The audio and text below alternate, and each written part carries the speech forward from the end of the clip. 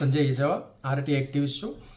જે પ્રમાણે આજે જે વાયરલ વિડીયો દેખાઈ આવે છે એની અંદર સ્પષ્ટપણે દેખાય છે ટોઈન ક્રેનના જે સંચાલન કરતા જે વ્યક્તિઓ જે એના જે માણસો અથવા પોલીસ દ્વારા એક વ્યક્તિ વિડીયો શૂટિંગ કરે છે જે નો પાર્કિંગમાંથી ગાડી ઉઠાવીને લઈ જતું એક વિડીયો શૂટ કરે છે એ આરોપ લગાવીને એમને ઉચકીને ગાડીની અંદર પૂરે છે અને ગાડીને ઉપર ચડાવીને લઈ જાય છે। આ તદ્દન ખોટી વસ્તુ છે, કારણ કે જ્યાં સુધી મોટર વ્હીકલ એક્ટના અધિનિયમની અંદર આ જોગવાઈ છે જે તે વ્યક્તિના જે કંઈ નિયમ ભંગ માટેનું જે માંડવાલ ફી છે જગ્યા ઉપર લેવાનું હોય છે એના માટે એને માંડવાલ ફી કહે છે। એટલે જગ્યા ઉપર એનો પટાવટ કરીને અને ત્યાંથી એને છૂટો કરવાનું એને દંડ વસૂલવા માટેનું જોગવાઈ છે।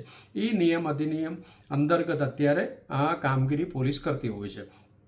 જ્યારે પણ આ પ્રમાણે કોઈ જગ્યા ઉપર કદાચ માની લ્યો કોઈ નો પાર્કિંગની અંદર ગાડી પાર્ક કરીને જે મળી આવે એ ગાડી એના માલિક ના હોય તો ઉઠાવીને લઈ જવાનો વારો આવે છે। કદાચ એનો માલિક ત્યાં સ્થળ ઉપર ઊભા હોય અથવા આજુબાજુમાં હોય અથવા એ ગાડી ટોઈંગ કરી લઈ જતા પહેલે માલિક આવે તો એ માલિકને એ ગાડી પરત કરવાનું હોય છે અને જે જગ્યા ઉપરથી માંડવાળ ફી એમની પાસેથી ત્યાંથી જ વસૂલ કરવાનું હોય છે। એની જગ્યા ઉપર ટોઈન ક્રેન એજન્સીને ગાડી ઉચકવા માટેનું જે ટાર્ગેટ આપેલું છે ટાર્ગેટ પૂરા કરવા માટે અથવા એને ઓછા પેમેન્ટ ના આપવું પડે એના માટે આ ગાડી ફરજિયાતપણે જેઓ માલિક વાહનના માલિક સાથે ઊભા હોય છતાં પણ ફરજિયાતપણે એમને ગોડાઉન સુધી લઈ જવા માટેનો ફરજ પડે છે અને જેથી ટોઈન ક્રેન સાથેનું જે રેન્ટ છે જે માંડવાલ ફી છે એ વસૂલી શકાય। એટલે આ એક તરફનું ષડયંત્ર છે લોકોને હેરાન કરવા માટે। જાગૃત નાગરિકોને એમની પાસે આ સવાલ કરવું જોઈએ,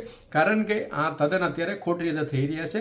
પોલીસ કમિશનરશ્રીને મારે આવેદન છે આ પ્રમાણેનું જે થતા કામગીરીઓ બંધ કરાવે અને જે જગ્યા ઉપર માલિક ઉપસ્થિત હોય અવેલેબલ હોય તે જગ્યા ઉપર માંડવાલ ફી લેવા માટેનું સૂચના આપે એવી મારી વિનંતી છે।